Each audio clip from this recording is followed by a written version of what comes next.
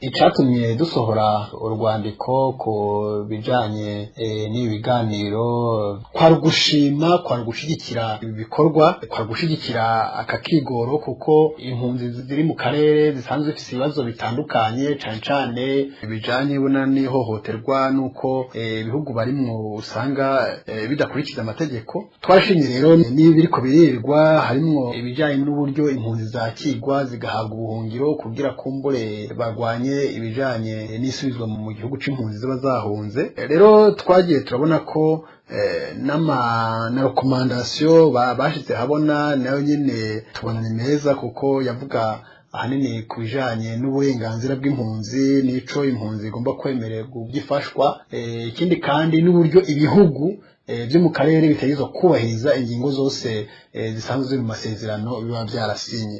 Rero ahanini twarabonye ko hari ibihugu byinshi bidakurikiza amasezerano byasinye cane cane nk'igihugu ca Tanzania. Ubugira kabiri twagize urwandiko kugira ngo dushiraho amarekomandasiyo nk'abakurikirana hagufi ibintu bisanzwe biba mu makambi y'impunzi. Turabona ko hari biba bikenewe kugira ngo bikorwe.